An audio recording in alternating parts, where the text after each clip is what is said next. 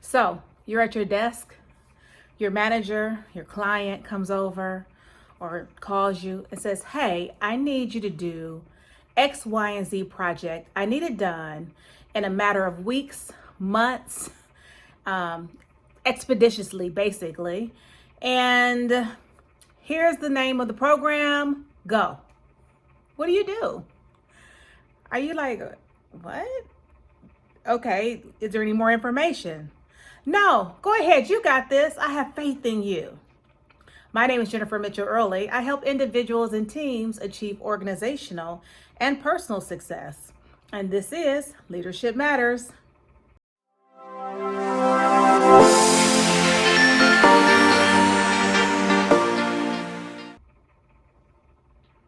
So today I want to talk to you about why the basics are critical to your success.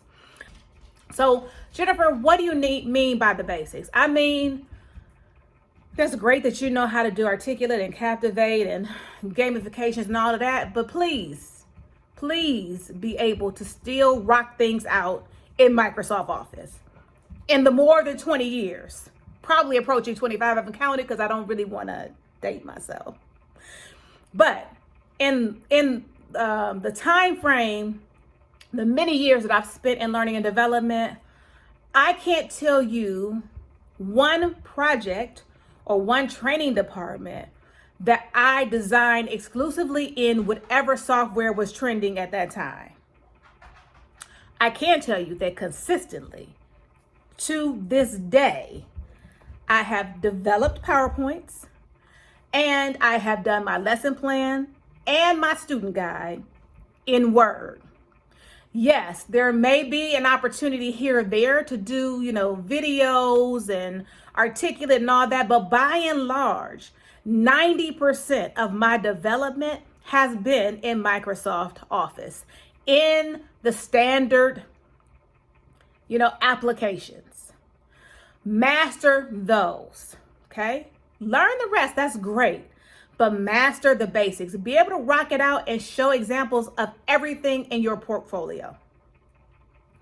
2, be able to, conduct your own research. There'll be many times that someone, or there has been many times, at least for me, in my experience, that people have given me things, given me projects, assignments for curriculum. They have no idea what it's going to take to develop the curriculum. They have no idea the parts and pieces to the curriculum. And by parts and pieces, I mean everything from your student guide to your facilitator's guide, i.e. lesson plan, to any of your job aids, any of those things, exercises, assessments, evaluations, any of that, or where they would go or how they would be developed from scratch.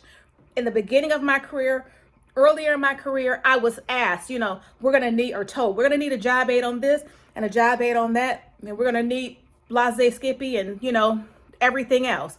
I had a checklist of things that were given to me, of expectations of what should be developed. Now in my career, in recent years, I guide that. I develop that. I instruct my clients on what they need to have a complete curriculum.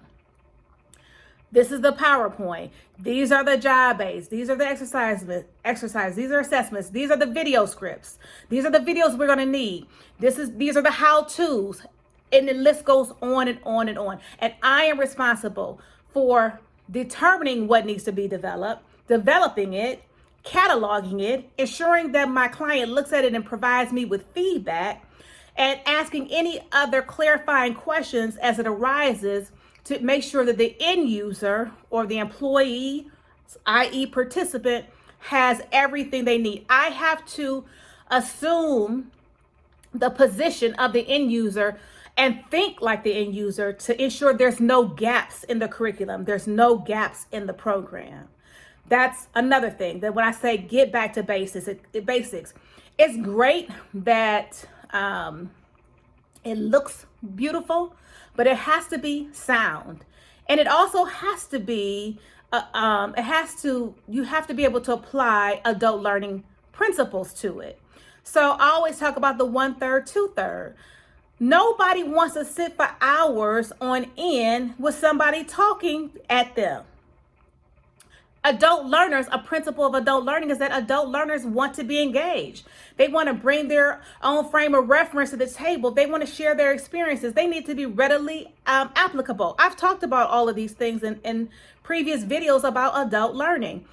Take a minute to peruse through. I'll link it here as well.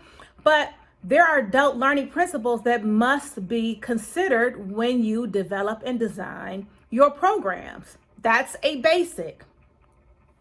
Facilitation. Some of us may get to a point where you're doing everything, right? You're in a smaller training and development department. They expect that if you design the curriculum, nobody knows it better than you. You need to facilitate it. I've been in that position too. And let me say this as a basic. You should know what you don't know and be able to clearly communicate that.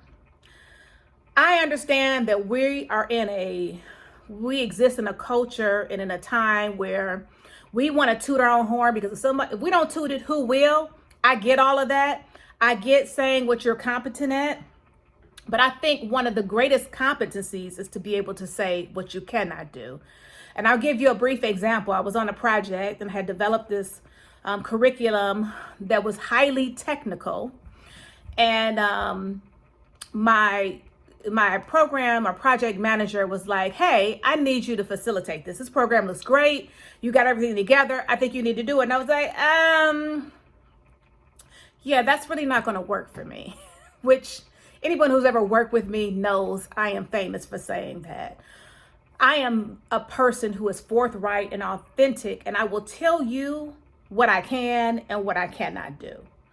I am very good at what I do. I will say that, but I'm also going to say, even though I'm good at what I do, I know my limitations. So even though I designed and developed this curriculum, and I do know the curriculum, I am not an engineer.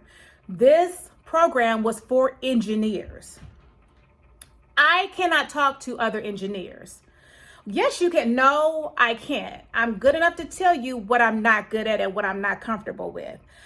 You need someone else in the room. Well, what if we got your co-facilitator? That's fine, as long as my co-facilitator is a SME, is an engineer who can speak to the technical aspects. Because what you don't want is to ruin your credibility, trying to show that you can do it all, you're the train extraordinaire, and you fall flat on your face. So I did have a co-facilitator who was an engineer. And what I said was, I'll be in the room. I will open it up. I will talk about why we're here, what's in it for them, what they can expect out of the training. I will make sure that the training is sound as it relates to instructional design and adult learning principles. I will make sure it's 1/3, 2/3, 1/3 presentation, 2/3 application. I will do all of that, but I will not speak to the technical terms and the technical part of the job. They need someone who knows the job, can answer their questions, and knows how what we're training them applies today to what we want them to do tomorrow. She was cool with that. The program was great. Everything went off without a hitch. He and I co-facilitated. It was great. We sat down, we had a meeting beforehand, and we set expectations. And most importantly, the employees walked out knowing what was expected of them and being able to apply what they learned on the job. That's the whole ball of wax right there. If you're going to be someone who has to do it all, know the basics. Know the basics about instructional design, the basics about adult learning, the basics about where and how and what software you're going to develop materials that's easily accessible, and all of that. And then know if you're going to facilitate, know your materials, know what you can and cannot do, and make sure that you keep participants first of mind. And I will say this in closing. I work with you're going to work with all kind of people, right? I work with great trainers, and I've worked with people who had a training title.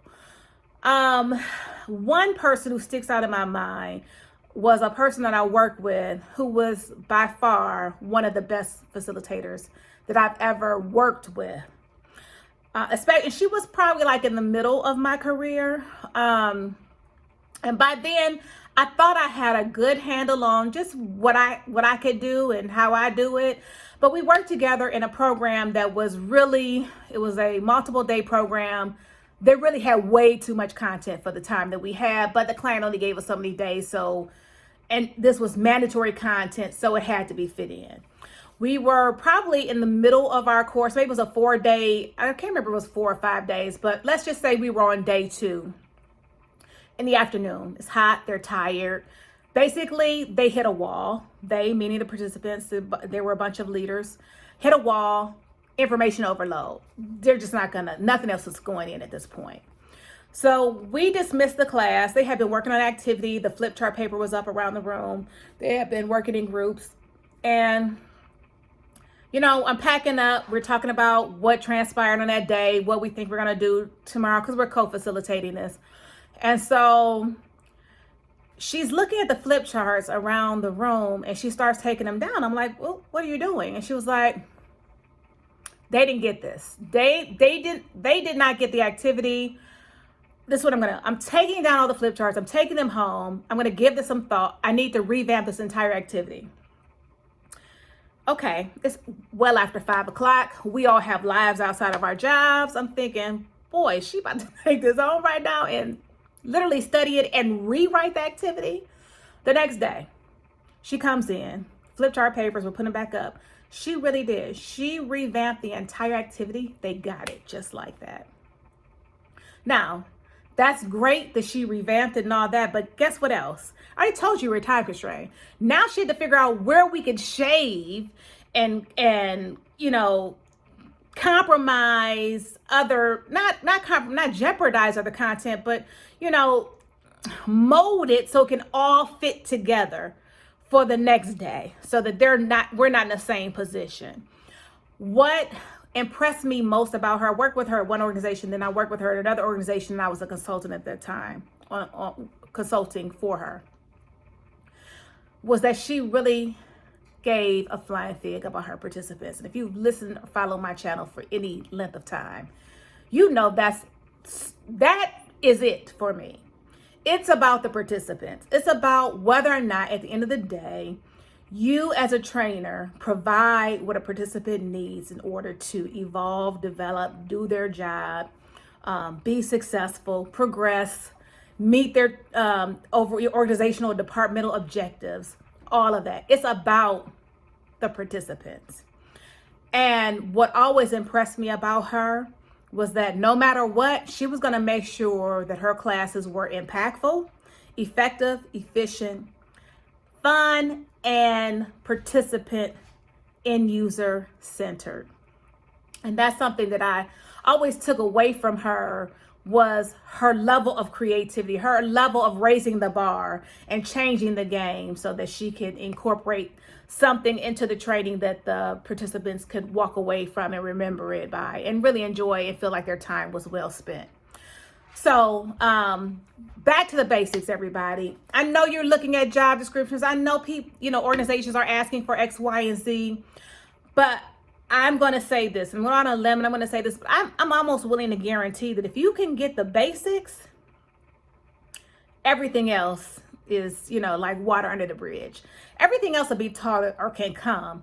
If you can take an idea and manifest it into a full curriculum that is, you know, centered in adult learning and development and adult learning principles, and also the participant needs, you will have it all. Because now, especially depending on what area you're in, whether you're an FTE or if you're going to contracting, more so than ever, I find myself in positions where I'm dealing with people that may not know training and development the way that a training and development department or a manager or a director knows it, but they know their stuff. They know their subject matter. They are experts in their field. They have done it for 20, 30 years. They know that like the back of their hand.